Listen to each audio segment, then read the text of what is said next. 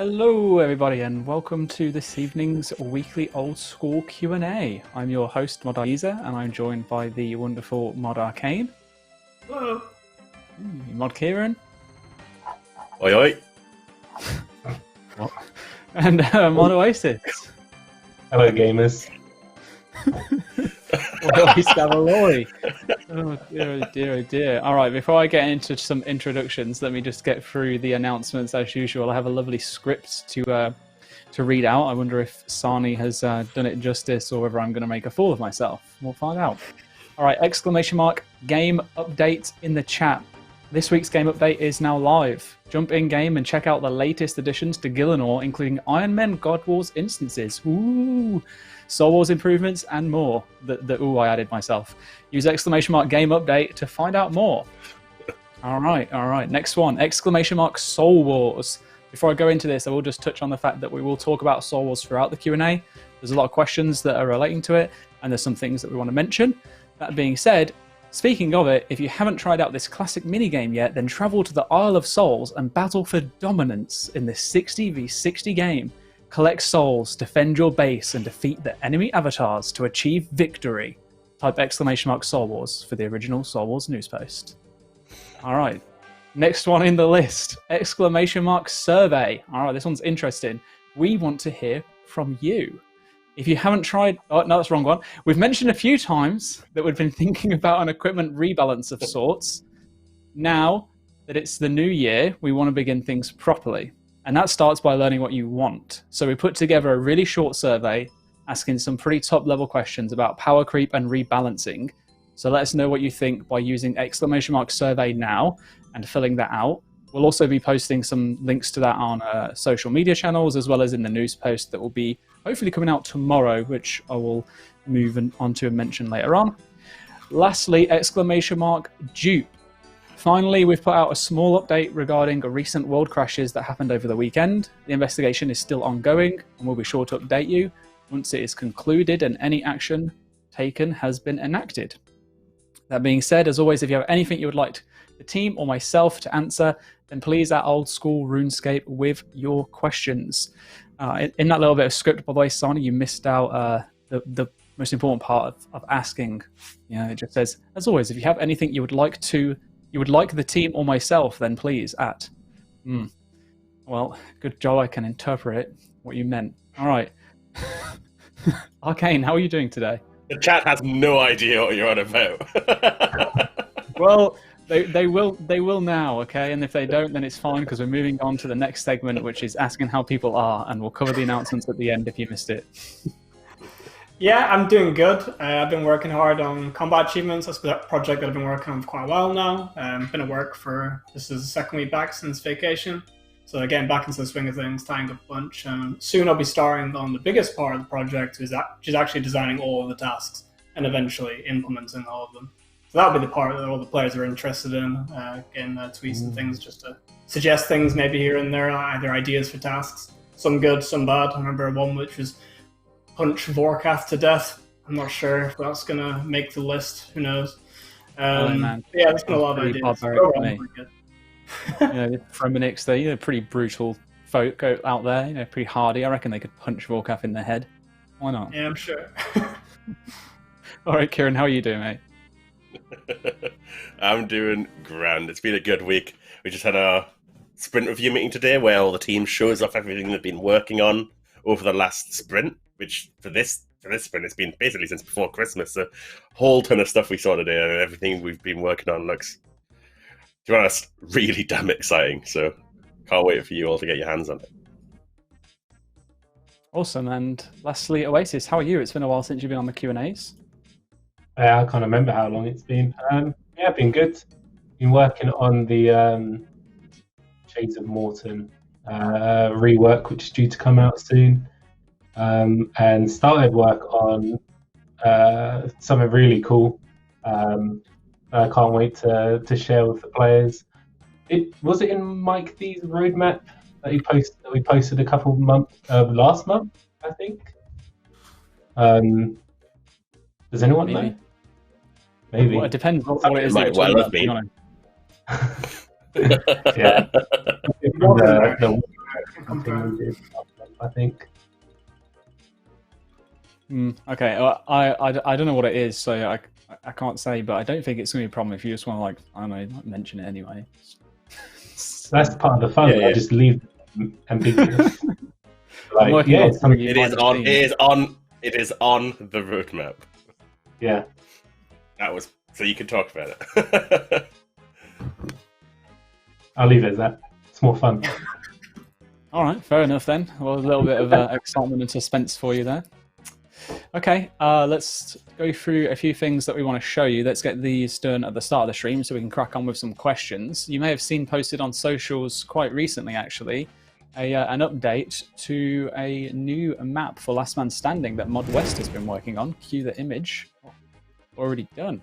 So this is, this is a new LMS map called Wild Varrock. So big shout out to Mod West for the amazing work that he's done on this. We actually have some images of in-game footage as well, so you can see what it looks like in the game. There's a little quote here from Mod West saying, "Wild Varrock is an alternative version of Varrock. Is it the future, the past, another reality where Arav failed to defend against the creatures from the north? Who knows?"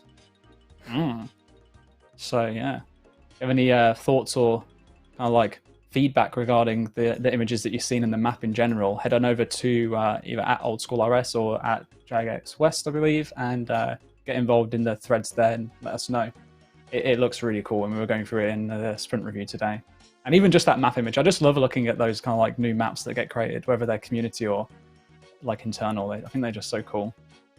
I'm really excited for this. I've been playing quite a bit of LMS recently, and the current map leaves a lot to be desired. The minigame's great, but there's definitely room for improvement.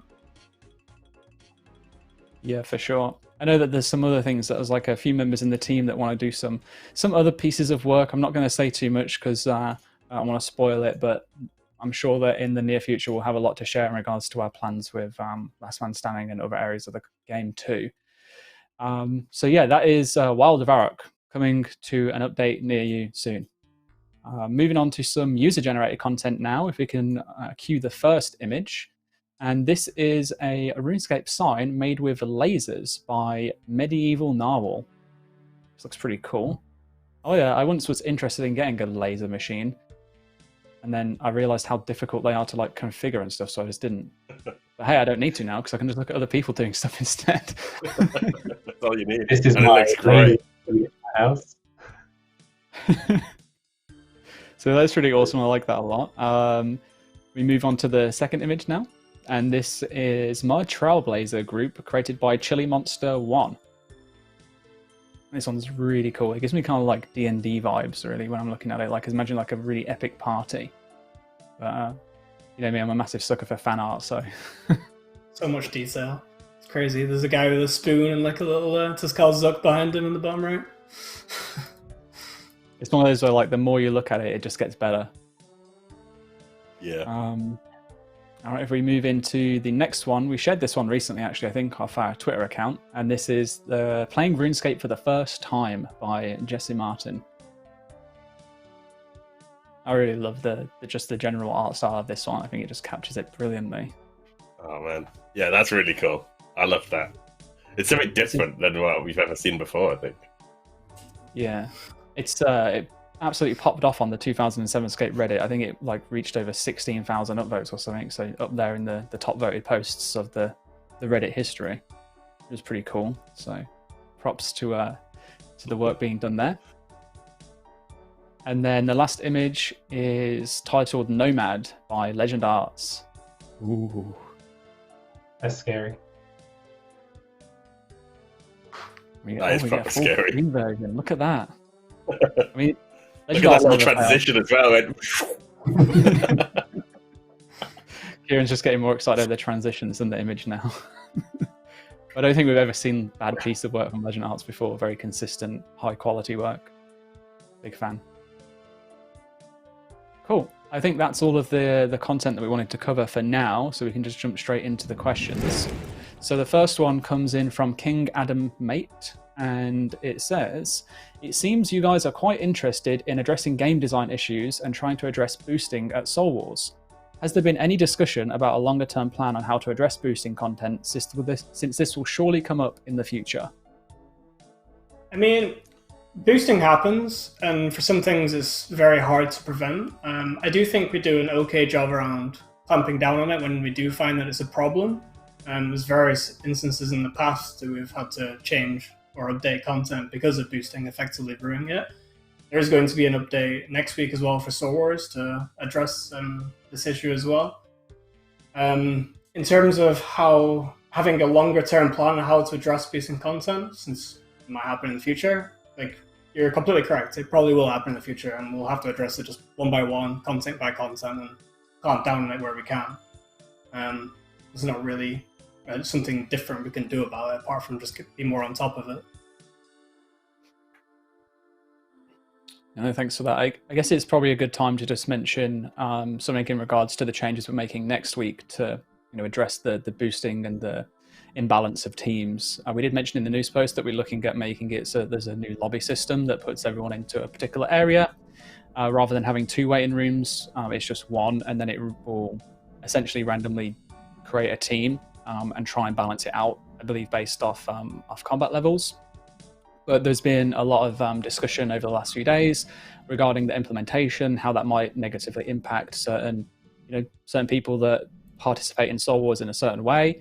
And we absolutely don't want to essentially, make it unfun for anyone, really. We want it to be accessible as possible. So we did say that we'd be looking at still allowing you to play Star Wars with your friends in other worlds by allowing you to pick a different team, with the caveat that you would get no zeal as a reward. Now, we've obviously, seen your comments about the needs for clans to have an ability to still enjoy Star Wars as a team, as well as it feel rewarding. So we are working on a solution that will give clans the ability to play together on certain worlds. And I believe that what we'll be doing is actually having a dedicated stream on Monday that goes through what those plans are. So you can kind of see exactly, what we intend to do, why we came to this decision, and why we came to the decisions that we did do before as well. I don't know if anyone else wants to expand on that at all based on what we saw earlier today. Yeah, I just want to say, ultimately the goal is to make Star Wars as fun for everyone as possible.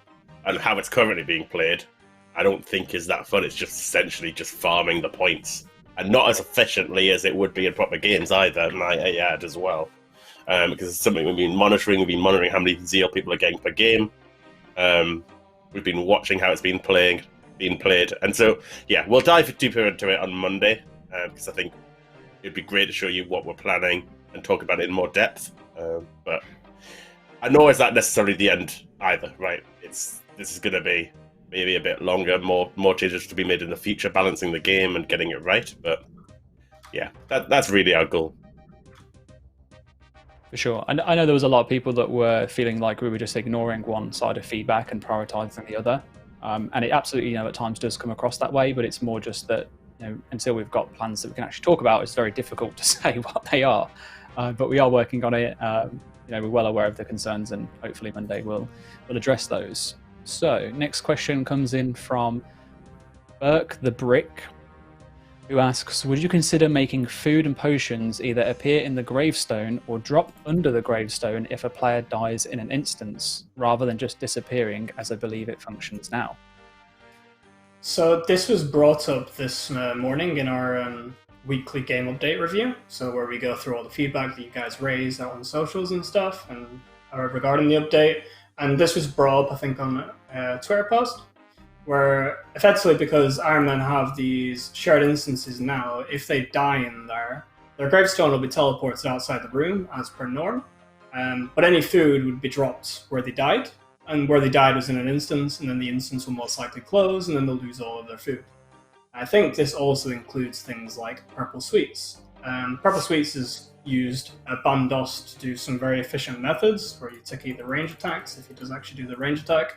So players generally want to bring in quite a few sweets for that method, and it's very punishing now. So I think what we could look into as a whole is if you do die in an instance, and your gravestone does get teleported because of that, since obviously the gravestone can't stay in the instance, the food gets put on the floor outside as per norm. So this wouldn't be making the death anymore more or less dangerous. It kind of just makes it more consistent with how deaths generally work, where the supplies get placed on the floor as opposed to placed in the gravestone. It's just moving the location of where that would happen. Cool. All right. To Anon has asked, what were some surprising data points or takeaways from Trailblazer League? How much did player behavior match the team's expectations? Gosh,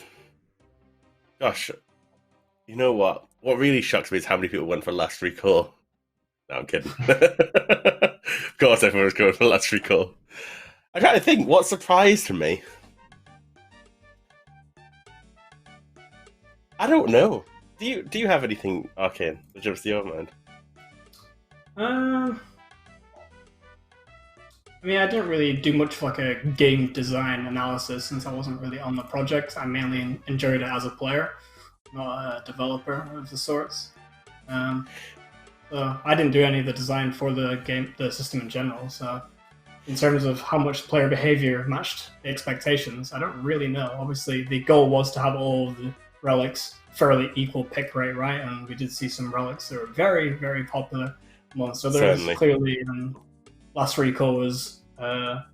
There's a couple of instances where last recall was thought to be more powerful than originally anticipated, such as like the seed pod being a really easy way to get a bank, and the RD cape being a really easy way to get prayer, and then the combination of all three was just insane. That's the obvious one. Apart from that, I'm not sure. I think Husky and Flippy would have a lot more thoughts on it as well. But yeah, sorry, Oasis. It was Oasis. No, sorry, Oasis. The split between the combat stances, like most people went melee, which is understandable because it's the more relaxed one. But I did think I think I was in the vast minority when I picked mage, compared to how many people went range and most people going melee. But did you have fun being a major, Oasis? Yeah, like as soon as I got oh man, half spell speed, I was like, oh my god, this is how you. Yeah, as soon as I saw people starting using mage on the stream, I instantly regretted going the melee route, and I was like, yeah, I made a mistake, but it's too late to go back now. So it is what it is. It does feel like it had more content available to it. Like you were really good at doing a lot of things, but you weren't insane at anything. While melee was obviously insane at doing melee only content. Mm-hmm. Yeah, I mean, I was looking at people who are meleeing. I was like, man, I wish it was that easy. You just rock up somewhere, and that's it. Don't have to think about anything. So it's like grass is green. Just fully AFK like caves. I was like, yeah, okay, just whatever. Auto retaliate, it's fine. I'm just going to go with it. Until you get to the majors, and then I was like, oh, I do not know how to dodge their melee hits. I'm a noob. Just to touch on the whole data points in regards to leagues, we are still planning to do a Leagues Trailblazer data stream at some point this month. We're still collecting all of the data and making sure it's in like a nice format that can be put into a stream. I can't give you an exact date, but as I say, sometime this month, probably most likely towards the end of the month, that we'll have that as like a dedicated kind of like fun stream to go through a lot of the info. So you'll probably see a lot more of those surprising data points during that time. We have another question from Seda RS asking, can the Ironman-only nightmare portal be reintroduced? It's nearly impossible to find an empty world during the day without upsetting another player. So I can completely sympathize with this since I do quite a lot of Nightmare myself, particularly solo, and you do end up hopping quite a bit, and you do end up getting to the point where you've got to kind of treat the people that are just chilling outside, maybe trying to hold the world with an ult, as not really owning the world, and you just have to kind of go in. And it doesn't feel nice, but it does feel necessary, and I would like to do something about this. I don't think the solution is reintroducing the Ironman-only portal again. If you had it as an alternative, where Ironmans had their own separate portal, but they were able to use either, then I think that's just a little unfair. Like, it just means Ironman have an easier time. If you force people to use the Ironman-only portal, then we're at the same problem we were at week 1, where Ironman had a lot of friends who weren't Ironman and they can't participate in this content with them, which I don't think is nice at all, and I wouldn't want to ruin that at all.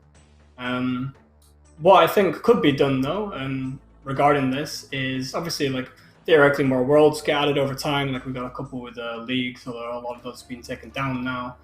But why it developed in ideation recently was something me and Kieren named the WPS. It's called the World Peak System.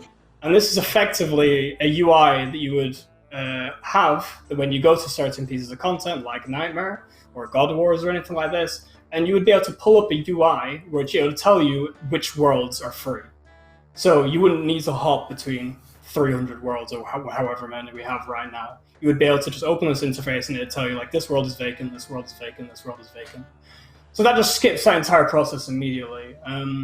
And I think that would elevate that issue quite a lot. You still have the issue where theoretically if every world's busy, then still the same issue. But I think it'd be a long time until we actually hit that point. And if we did hit that point, we'd probably need to add more worlds anyway, because if every Nightmare world is full, then there's probably a lot of other pieces of content are full.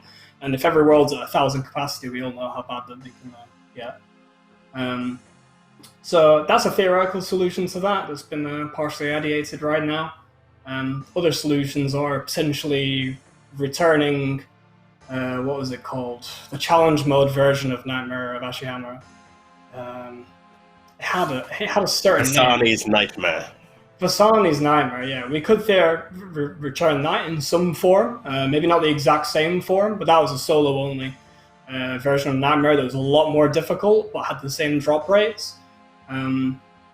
Potentially something like that could be rebalanced.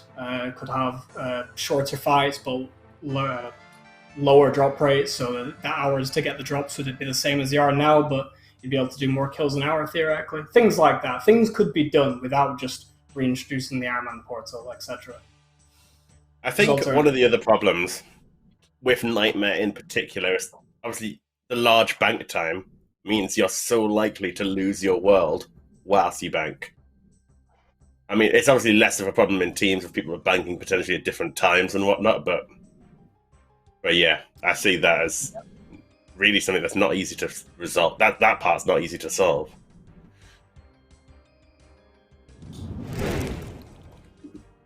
Ooh.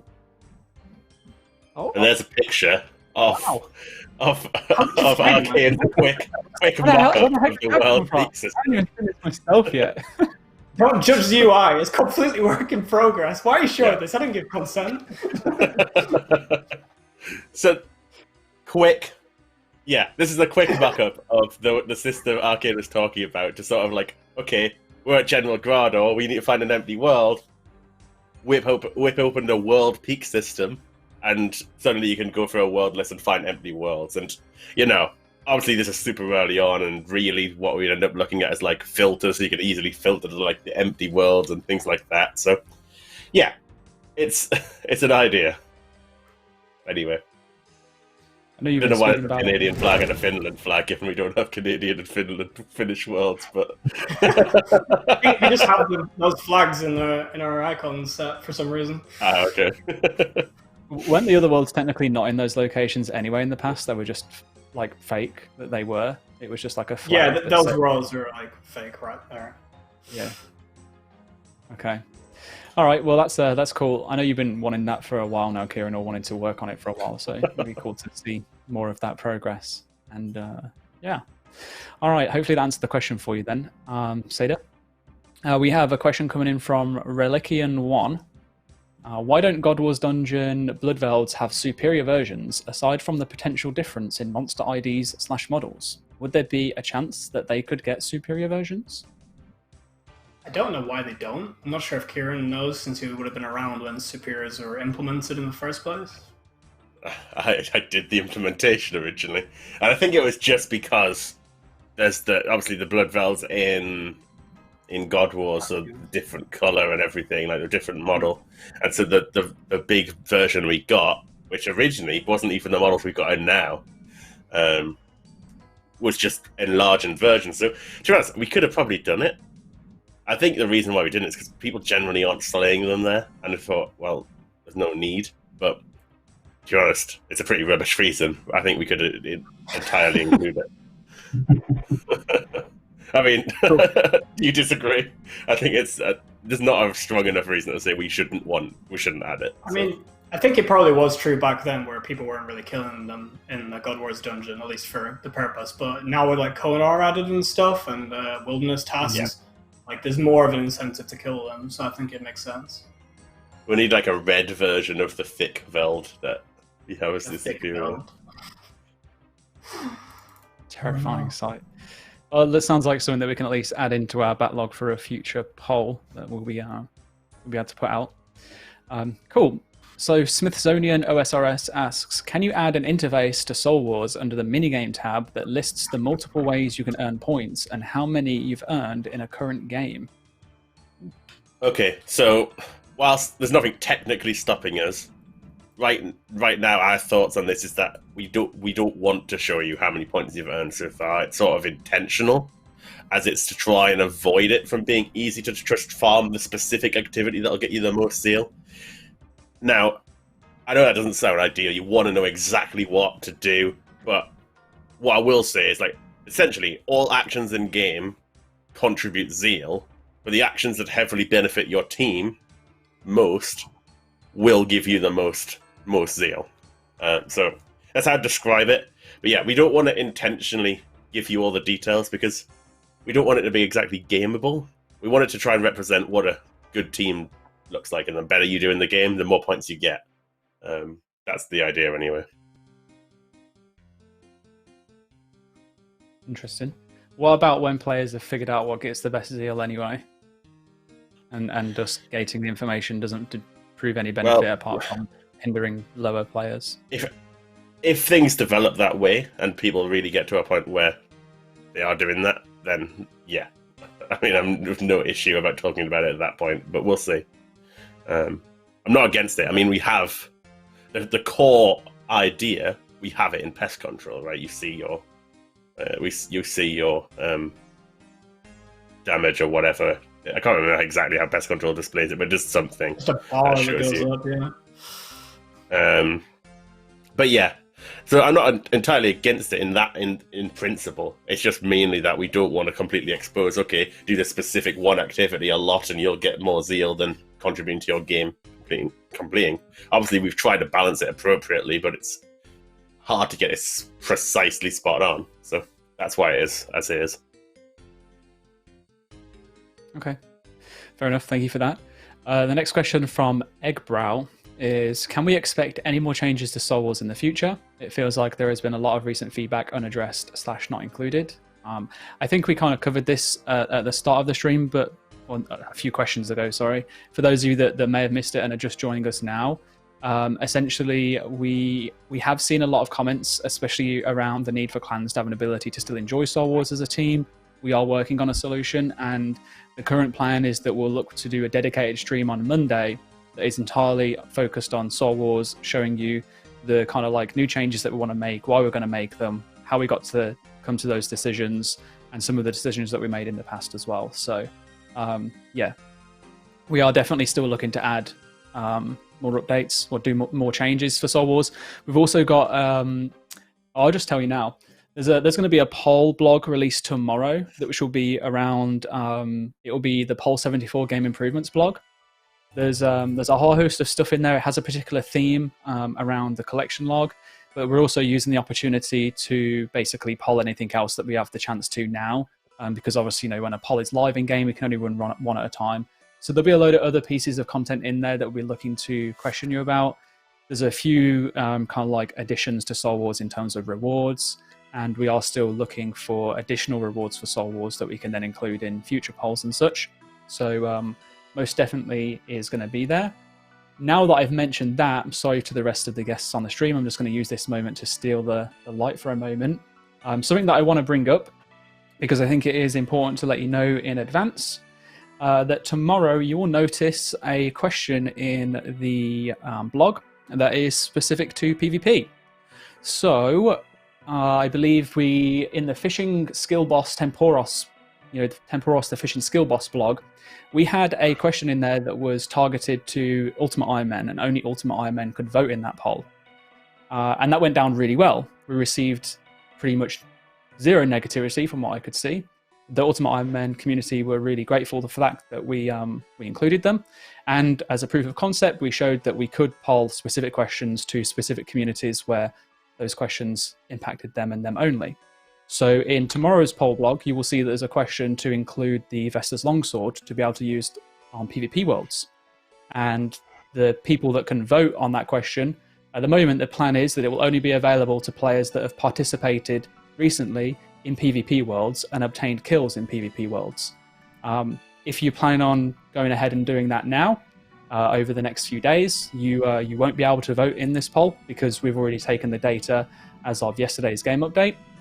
But anyone that in the last few months has participated in a PvP world, in PvP combat, will be able to vote in this question that would now allow the Vestas Longsword to be used against players only on PvP worlds. So it wouldn't have any effect against PVM monsters, but it is something that has been long asked for, something that I think is...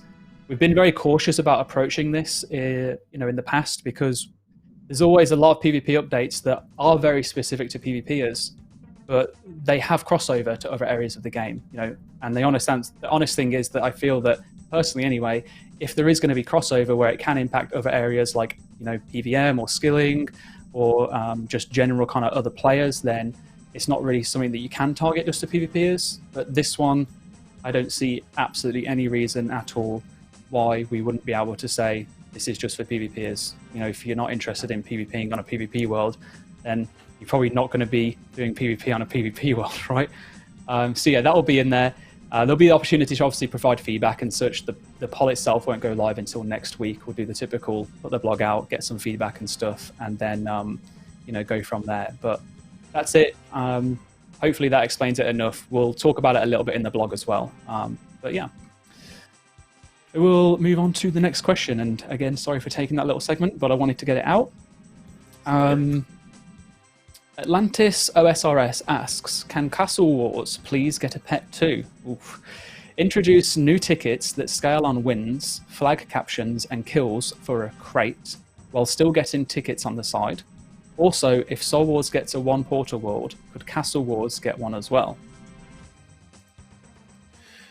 I think, well, there's a lot of questions sort of within there, but what I would say is Castle Wars needs an overhaul to some degree to really bring it to some life, right? And I think some of the things suggested definitely would contribute to that. Like, is a green portal or basically, randomized teams a good idea for Castle Wars? Potentially. Certainly a world might help with that.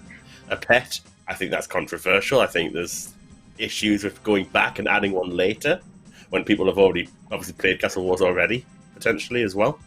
But yeah, I mean, the rewards, you get a bunch of cosmetic armor. It's not exactly life-changing for anybody either. But yeah, I'm not against looking at Castle Wars and saying, what can we do to fix that minigame? Modernize it a little bit. It's really old. The fact you go to the game and you've got to wait like 25 minutes for a match, stuff like that instantly puts people off. So there's improvements that can be made without necessarily going down one of the avenues that I think are more controversial. I've seen a lot of people just instantly respond like no to certain aspects, and yeah, I mean, I agree. We don't want to necessarily do something bad here. We want to try and bring Castle Wars some life, and I think that's a good goal. What would the Castle Wars pet look like? I'm trying to scrape through every part. A flag. A barricade with googly eyes, like the concept that I think Rye put together for the Herblore pet. That would be great. Just to touch on the portal side of things, or just Castle Wars in general, Kieren, I know you said, we want to obviously look at Castle Wars, give it some attention. I did finally get round to starting off some discussions with the Castle Wars community, like I said I would back in November when I first rejoined. And we've already got some kind of like small changes that we're looking to make that will hopefully improve the situation in Castle Wars regarding team stacking, a little bit of sabotaging and stuff, and just general kind of like improvements there.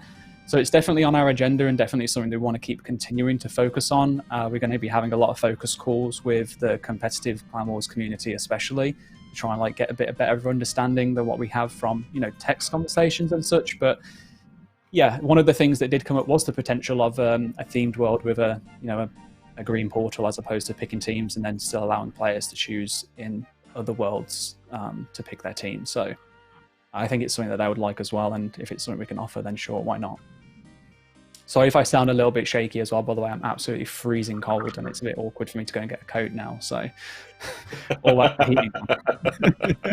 So I'm just going to have to suffer through. All right. Murderpura says, Corporal Beast, can Irons and solo mains get a private instance to spec down the boss? It's crazy that still up to today, Irons can pay to have Corp spec'd for them, and mains that just hop around trying to steal spec Corps from others. The clan instance could also get some love so that it doesn't require bonding up an ult to let it sit there to hold it while also not getting AFK locked.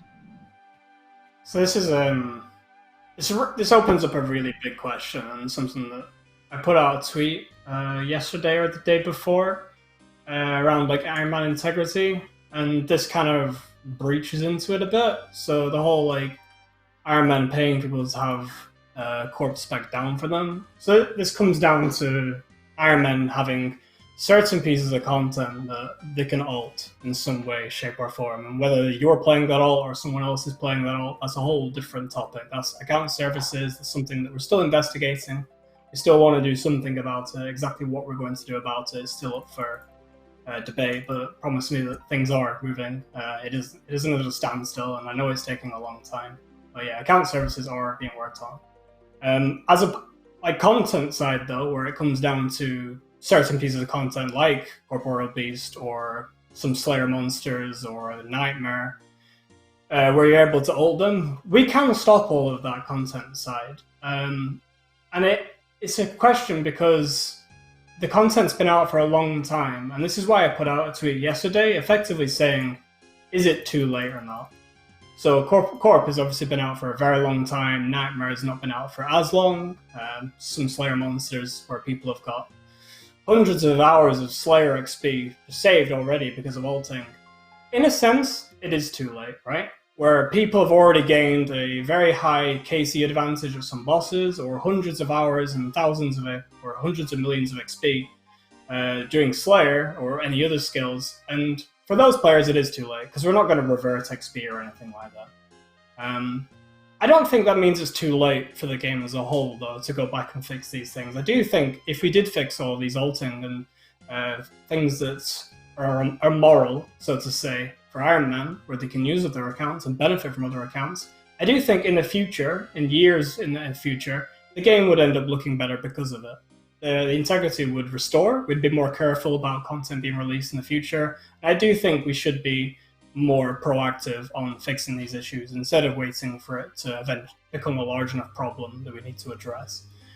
I can only apologize for the players that do take this game very, very competitively, where they go for ranks and XP and KC and things like that. We can't really fix that at this point.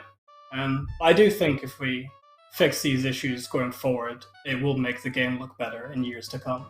For the players that say that they like ulting and they like these methods, I don't think there's very many people that say that they like these methods that genuinely like the method if it wasn't efficient. I think they like being efficient, and I think that's where the problem comes down. I don't judge anyone badly for doing these ulting methods in an Ironman, because these are just players that want to be efficient, and efficiency scape is a massive part of our game. People want to be efficient. It feels good to be efficient. And I completely respect people for that. But I don't believe some people enjoying ulting in Ironman warrants us keeping it. I don't think that's a reason. You can still ult in the other game modes, and Group Ironman is probably going to be the perfect game mode for you eventually when that comes out. If you really enjoy the Ironman experience, but still want to play multiple accounts and get a much higher XP rates and KC rates, then Group Ironman might be something you should look into. I know it's not exactly the same, but hopefully that fulfills that void if that is something you really, really enjoy. There's other aspects of Ironman integrity we could go into for ages, such as drop tables or certain pieces of content just being boostable, etc. But I think the bigger ones are things like Nightmare, Corp, and Slayer, things that save you hundreds of hours of gameplay whilst another player effectively does it for you. And I do think we should go forward with that. Hopefully sooner rather than later, but I wouldn't say it's going to be next week or anything like that. Some of these solutions might be fairly complex. Okay. I don't really have much else that I can add. Thanks for that, Arcane. That was great. We have a pretty long question coming in from Unlucky Nate, and it is bracketed in Ironmen, so chat, please don't read. I only want to see smiley faces. Ironmen are people too. All right, would you consider adding the ability to purchase drift nets on Fossil Island for Numulite from an NPC? Ironmen really are locked out of doing much drift net fishing, I think that's meant to say fishing, due to low yields on jute fibers. So instead of increasing the yields, which decreases profits of normal accounts, farming them, see, look, they're considering all the normies too, this could serve as another method of obtaining drift nets for Ironmen. The cost could be higher than the cost of drift nets currently, so they would not impact the current economy. Somewhere between 125 to 150 Numulite per net, which also gives a use for Numulite, which doesn't really have much at the moment. I'm not sure on the values because I don't really know like the value or how much time it takes to get per Numulite and how many nets you really need to do. I think you use like maybe 400 nets an hour. That's a number I remember at some point. Someone raising. I did actually come across this issue a while ago. I needed to train fishing and hunter, and this method looked really good. And then I realized I needed to make hundreds and hundreds of drift nets, so I quickly ditched the idea. I think something should be done about obtaining these drift nets. I'm not sure if straight up being able to buy as many as you want with Numulite would be the solution. Maybe it's a good compromise, like maybe the shop only stocks a certain amount a day or something like that. Or I don't really want to promote Shopscape even more though. Maybe just in a more efficient way of making these nets would be better than just being able to buy them. But I do think you really can't get a lot of these per hour currently, and it is kind of a shame that people effectively can't do this. How bad is the harvest rate for jute fibers? Like, how many do you get? I'm not 100% sure. No context. I'm not sure on the values and how many you can create. I obviously have no idea either because I don't look at code. Nor will I ever say I've farmed jute, even in my hardcore. Yeah, I've never farmed. I do think, I might be mistaken, which I typically am, but I do think that even taking into account the time taken to farm the jute fibers, for Ironmen doing that and drift net fishing still might be considered like the most efficient XP per hour for fishing and hunter. Like I think it still classes as the EHP. So any change to that would obviously, just amplify that even further. And I guess the question is whether or not that's considered to be a problem within the Ironman community or not, to the point that we should or shouldn't address it. Because the way I see this is like really difficult without trying to sound like just a massive grump. It's like a case of like, I don't know, you kind of like playing Ironman. So if you're just not going to always be able to do the exact same efficient methods as what a main can who can buy the supplies, right? There's some things are just going to be slower, and from my personal opinion, I think that that's okay. Like I go into Ironman knowing and accepting that fact. However, I do understand the frustrations people have where they enjoy a particular ability, a particular activity, and they want to have the ability to carry on doing that, and you are a little bit gated. So I get both sides, just, I don't know, I see it as one of those where like, I don't think Ironmen should have complete like parity in terms of efficiency on methods as what main should, because it's not the same.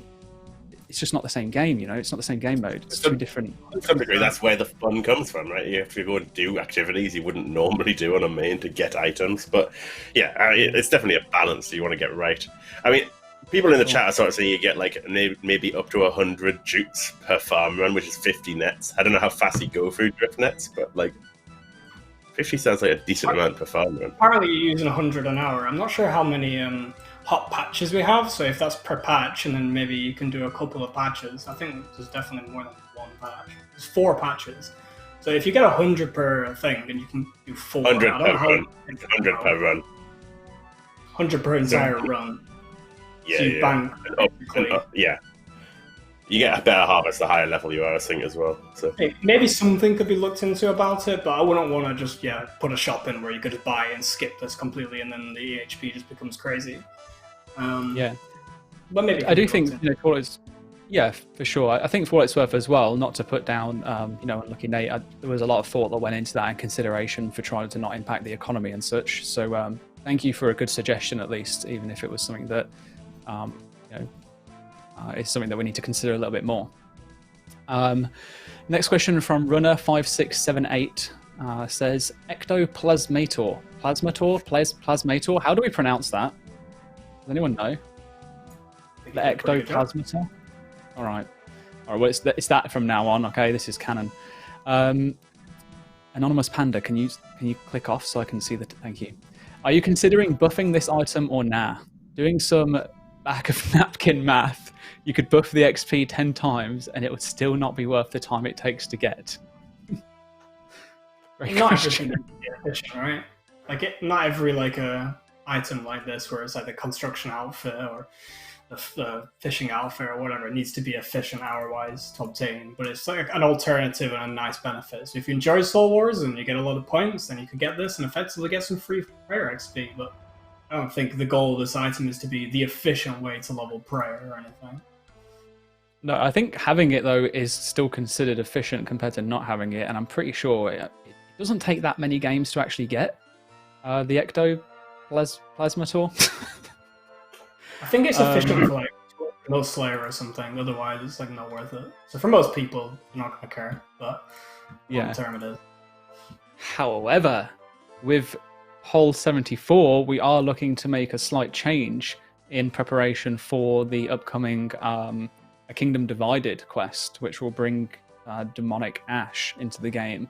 So there's going to be a question around that. So wait for the blog tomorrow, and maybe you'll think differently.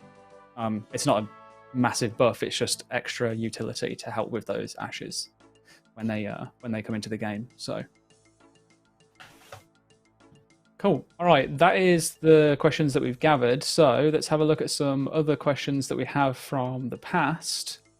And this comes in from Fanuel Boxman.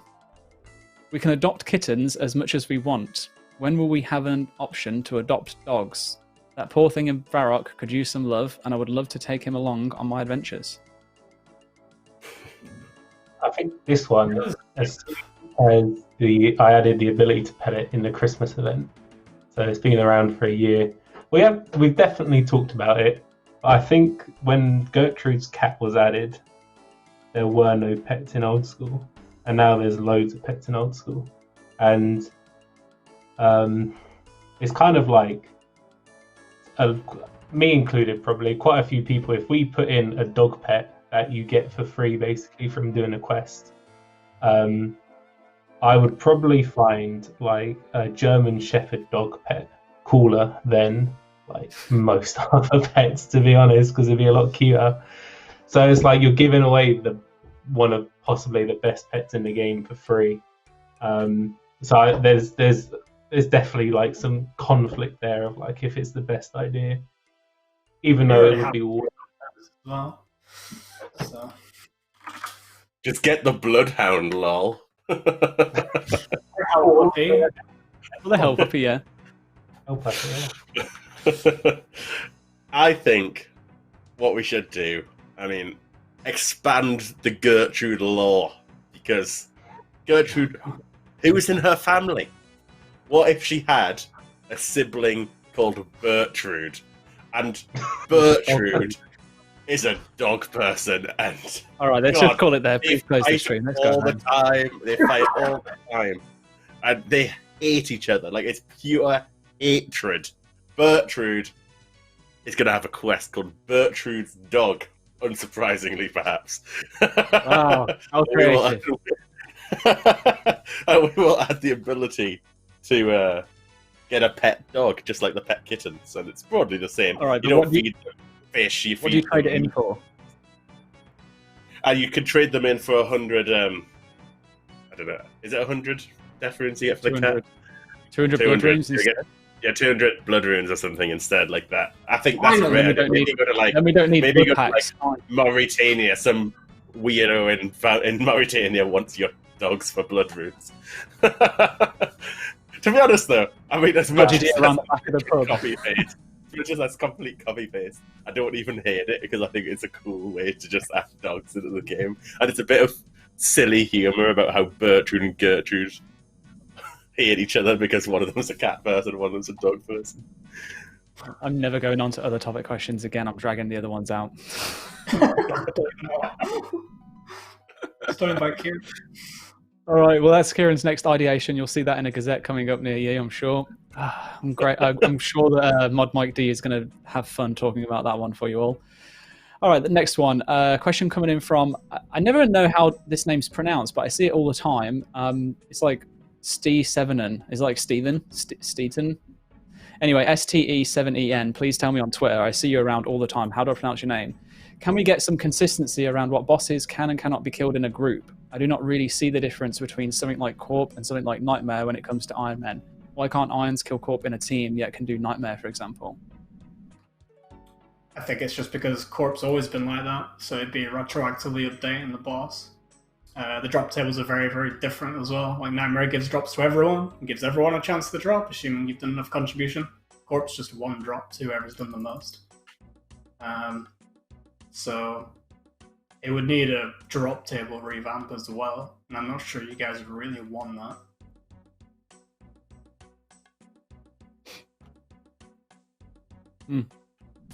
That's fair enough. I mean, I guess I definitely would not want to look at visiting old stuff that has been that way for, well, forever.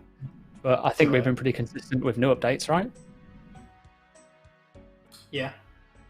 I don't think we've really released a new group boss that had to be soloed. Cool. All right. Hey Boss has asked, can you address why the new Splitbark does look nothing like Splitback?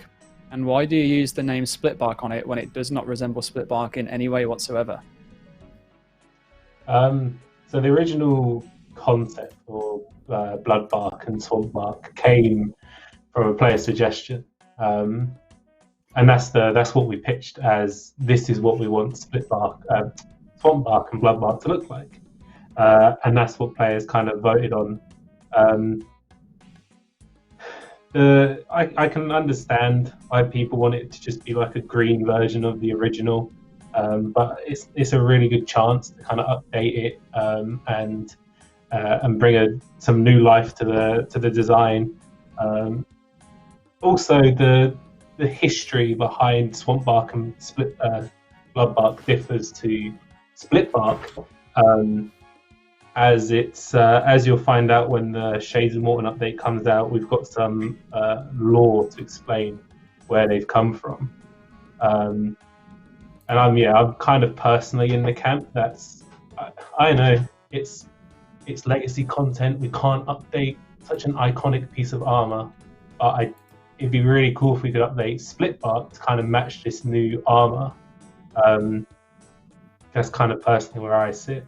Because Splitbark, it kind of looks like you're wearing some cardboard boxes. Doesn't really look like you're wearing tree armor. It's like you've put some cardboard boxes on your body and made a hat out of it as well. So,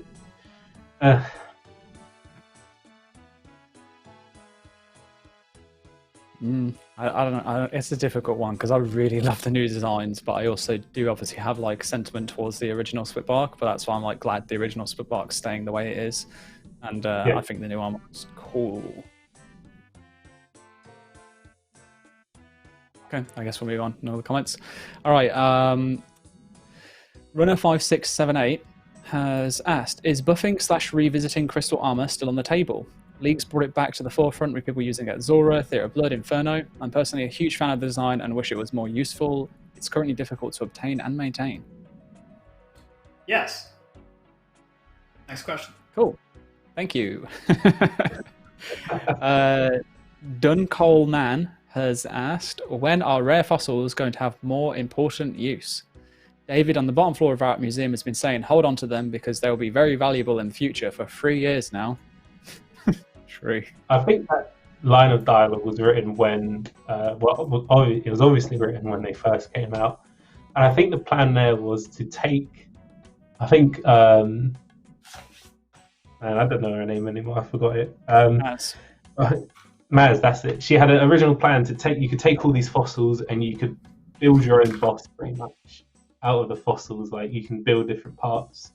And I think this has probably been explained before, but for a developer, that's like a development nightmare. Like a player can build their own boss. There's so many edge cases you have to consider and all these different variables and everything in there. So it'd be absolutely crazy. But But I think there's definitely room like to do something cool with fossils. Maybe not that extreme, but more predefined fossil bosses that you use with them would be pretty cool. So, I mean, the idea to still hold on to them makes sense because I think there is people do want to do something with it in the future. It's just a matter of time, I think. I can't remember who suggested it previously, but there was one simpler idea, which was a fossil boss that the more fossils you basically put into it before you either generated the instance or whatever and started the fight, the harder the boss was, and then the more loot it gave.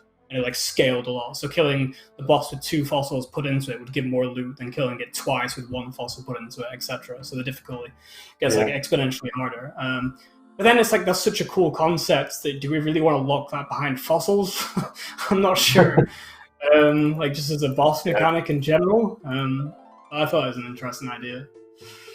And then do something. We can do something interesting with it. The thing is, rare fossils are hard to get as well, right? You don't get too many of them. They are rare. Like if you're going out to seek them, it would probably be quite frustrating. So you want to get something right that fits the bill. I do still think what we should do is still something along those original design ideas because I think that's cool. But honestly, the truth is we just haven't got round to it. It's been one of these things that's like there's not many rare fossils in the game. The original pitch was really expensive, like to develop something that's like a, build your own boss with its like custom mechanics and things. Wow, cool! I'd love to do that sort of thing with something that more people could probably play more often. So we should still do something. Bringing fossils alive and fighting them is just a cool idea. So doing something along those lines sounds perfect. Let's face it as well, that if you had a boss that you had multiple versions that you could create, you're just going to figure out what the best one is to kill and then only generate that one anyway, right? For probably the most part, unless it was completely random in terms of like, if you kept doing the same one, it was a detriment to do so. But at which point maybe it would be the better solution is to just say you put X amount of fossils in and you get one boss and you defeat the boss, similar to the Hespori seed. And then we use the more, advanced kind of like mechanics for a future boss. The way I sort of see it is you've got, much like the rest of the museum, you have a fossil display and you build it with these rare fossils, and then they're like, oh my god, it's coming alive, and you fight it. Like that's the way I sort of see it happening. Like, oh my god, it's magically imbued and it's resurrected or something. It's what it sounds. Well, we could basically nick the story from Jurassic Park and put it into that area of the museum. Someone suggested trading fossils for drift nets. The Smithsonian. That does give them a use for Ironmen, especially. So, interesting one. Okay, but yeah, I mean, it's definitely still something we're considering. Just when the time is right, we just haven't really found the time because other things have seemed more, exciting. Instead, really, I think is what we can say on that. We have a question from Sir Gillespie. Thoughts on a rebalance of the Boots of Brimstone? They have rather high stat requirements with underwhelming stats. Instead of +3 stab bonus, make it +1 stab, crush, and slash, and give them a +2 strength bonus. Other stats would remain the same, which would make them fit a nice niche of hybrid Brimstone gear better. I guess that's because the Brimstone ring does the same kind of like, all-rounder. I do quite like them. Like, I use them quite a lot on my account, like, mid-game, like, as an Ironman, before I had, like, proper ranging boots and didn't really want to get Eternal Crystal and stuff like that. I do think the thing that they suck at the most is strength. Like, the fact that Dragon Boots have 4 strength and these have 0. It's just kind of rough. But they do serve the purpose of being the only boots you can wear in the Brimstone dungeon without the Elite Diary that actually has good stats, because otherwise you're stuck wearing the Boots of Stone. So they don't need to be like a best in slot niche item or whatever endgame everywhere. They have their use in the dungeon themselves. The requirements are arguably too high as well for where they're currently statted out, say. Being 70 defense, 70 magic and range to equip them. So they're also quite expensive. They're like not far off a mil, I think. So because no one does Drake tasks. Yeah. They do have a niche, as you say, though, because of that dungeon. So and maybe there's some potential for like small tweaks, but overall, even looking at the chat, there's a lot of people that say they think that they're fine. Don't touch them. Maybe not. We'll see. I'll do one more question then, and then we can re-go over the announcements. Which one do I want to pick? Pick a good one. No pressure. We're nearly at the end. There's been... Oh, do you know what? Actually, I just realised I completely ignored all the chat questions today. Sorry, chat. All right, I'll get a few questions from chat, actually. This is a good one because I know this has been asked a lot on socials. Sysadmin, we might not be able to answer it with the team we have here, but maybe we can. Can you please acknowledge the issue on mobile with Samsung S Pens? Are there any plans for a fix? I know there are definitely plans for a fix because I raised it when I saw it a couple of months ago. That's as much as I can say. I don't know if anyone else has any more info. I don't know any more except that we're aware of it. Okay. Well, there you go. There. Hopefully that, we acknowledge it, sysadmin, and hopefully there will be a fix coming out soon for it. I know especially for a lot of players, it's more down to an accessibility issue, so a pretty important one for us to try and fix. Revenant MKX asks, will we see Old School RuneScape come to other platforms like consoles? Do you remember, right? A lot of us have grown up playing this game, and it would be the constant thing that would come up. I remember watching the streams with Mod MMG talking about his desires to get on console and whatnot. It was always a dream of mine, as a kid, always thinking, God, how big could RuneScape be if we could get it on Xbox Live or something? Wouldn't that be cool? But then I also think, how can you port the controls? And there are some legit questions that we would definitely have to solve if we were to try and do it, right? How can you use 2 analog sticks to control a game? Wouldn't it be really awkward? And, I think mobile translated a bit better. Not that it's great at certain things when buttons are small and whatnot, but hey, I think it would be incredible if we could do it. So, I'd be well up for trying. Yeah. In terms of other platforms, we've already announced that Old School will at some point be coming to Steam. We still have the Steam beta that's going on at the moment, and I believe we'll have more news to share regarding Steam in the very near future. And then Mike D has also expressed in many of the gazettes now that he wants Old School to be considered anywhere. So is there a likelihood for it to be on consoles in the future? Going by that statement, I would assume so. But nothing that we can explicitly share right now. Just keep your eyes out for the gazettes, keep your eyes out for the updates, and yeah, we definitely see potential in it. And Old School on Nintendo 64. Yeah, okay. There's a reason why I've kept it all this time.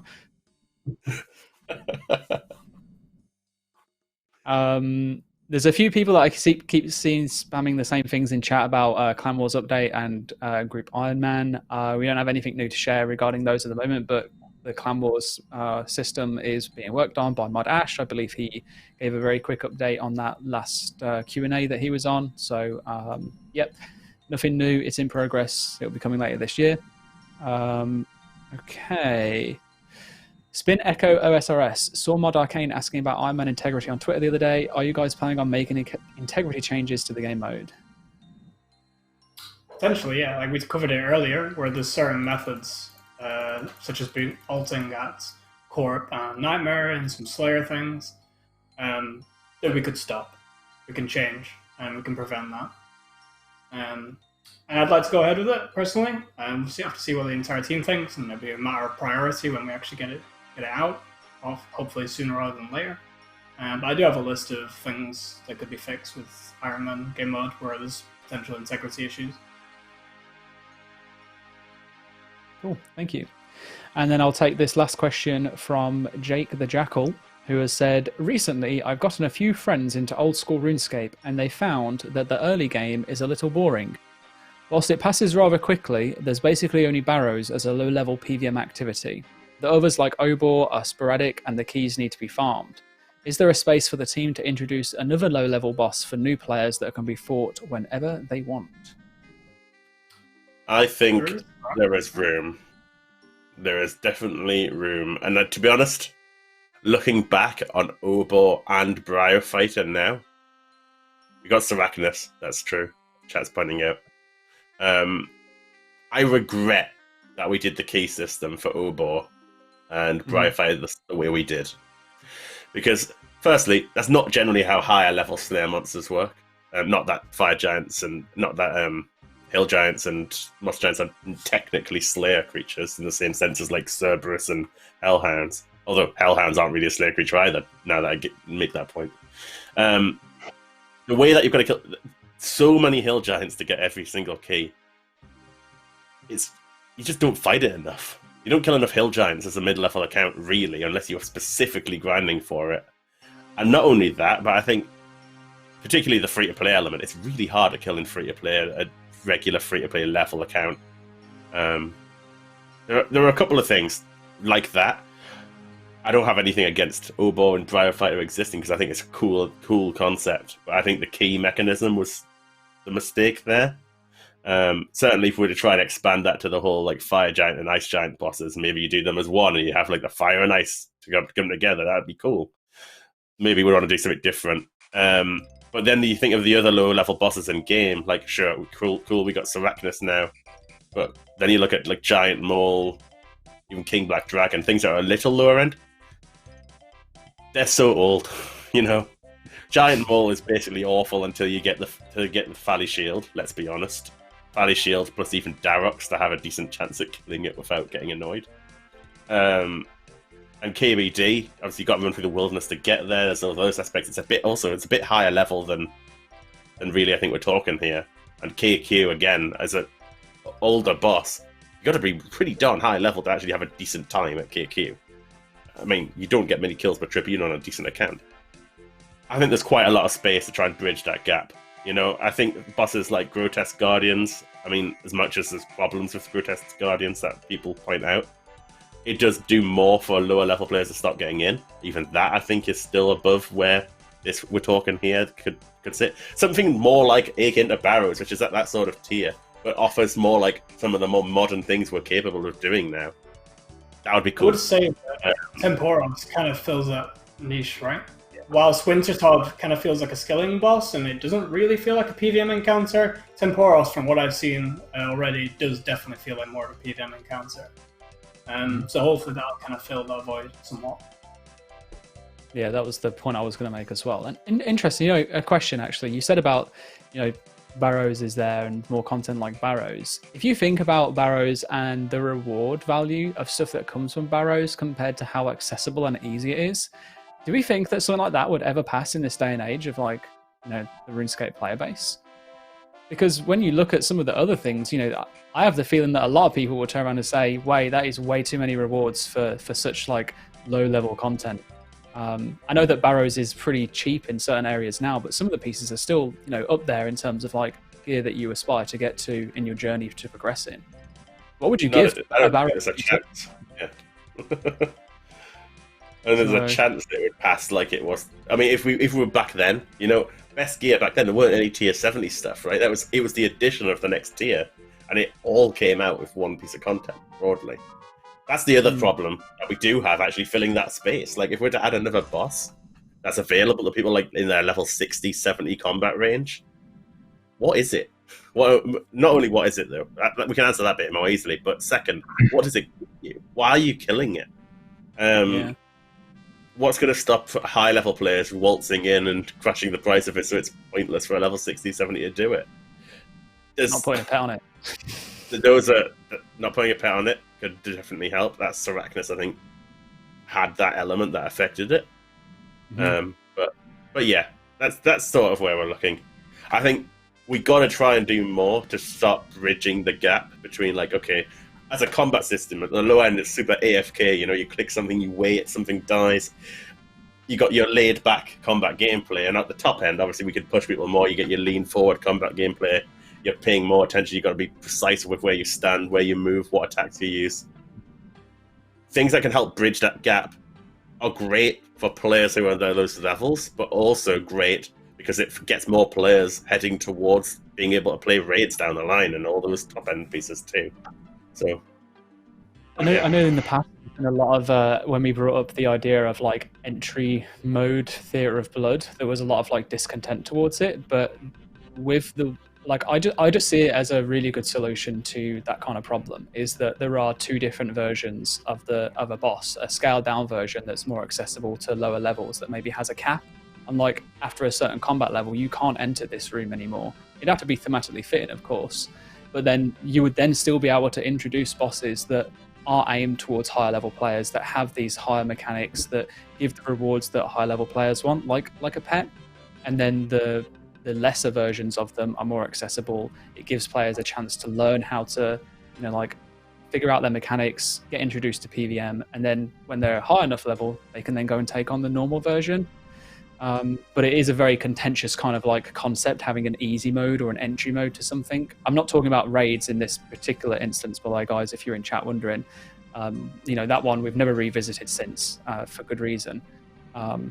We might in the future, but I'm talking about like future things, like other updates, like a new boss that might come out, having two separate versions.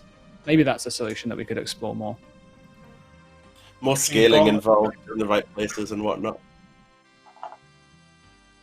Like people are suggesting Gauntlet, like regular Gauntlet's obviously a lot easier. I think just the issue is that Gauntlet's locked behind a lot of requirements that doesn't really hit the players that probably would appreciate the easier version of Gauntlet. The other thing I'd add to Theatre of Blood specifically, more so than certainly Chambers of Xeric or other group bosses, I mean, to be honest, Nightmare suffers some similar problems, that it's not only being skilled enough. With Theatre of Blood, you've got to find a team who's willing to welcome you in. Certainly teams you could find online will generally put requirements of kill counts and things like that. Certainly is one aspect. But unless you're already in good communities of other good RuneScape players who've got those stats, got the gear, etc., it's hard to get started. That's always the problem. It's always off-putting. So, and to be honest, we're not the only game that suffers this problem. It's quite a difficult one to try and solve. But things that can help players get involved there would be great. Group finding systems, maybe that somewhat helps, but they only help so much. Things like an entry mode could make a difference. Whether it's the right design, I don't know. But obviously, for good reason, we haven't revisited that for Theatre of Blood. But ways to get involved would be good without the rest of it. Because teams will often take the stance like, we can't get you involved because we're just worried you're going to die and we're going to fail as a result of taking on learners. So, yeah, there's always that problem. Definitely room for us to explore, but not now, because we need to wrap things up, because I have taken up way more time than I should have. So I'm a bad host. We've run over. I apologize to the production team and the Modsani in the chat. I'll just quickly go over the announcements before we say our goodbyes. ! Game update to see information about this week's game update, which is live. It includes the Ironmen God Wars instances, Soul Wars improvements, and more. ! Soul Wars, if you haven't already, go and try out the minigame. We do have more updates that will be coming soon, and potentially a dedicated stream on Monday, which will go over some of the changes that we want to make in regards to team balancing and also clan v clan Soul Wars. ! Survey, this is a big one, this is an important one. If you haven't already, ! Survey, ! Survey. We want to hear from you. We've mentioned a few times we've been thinking about an equipment rebalance of sorts. Now it's the new year, we do want to basically begin things properly, and that starts by learning what you want. We've got a really short survey that we put together that asks some pretty top level questions about power creep and rebalancing, so please let us know what you think by using ! Survey now. Once more, ! Survey. And then finally, ! Dupe. We've put together a small update regarding recent world crashes that happened over the weekend. The investigation is still ongoing. We'll be sure to update you once it's concluded and any action taken has been enacted. That is the end of my announcements. I want to say a massive thank you to those that have helped out producing the stream, and those of you that have joined me as guests. Thank you so much. And of course, to everyone at home who is sitting here watching and has been very, very pleasant. So much love to you all. And we will see you in the next one, maybe on Monday. See you later.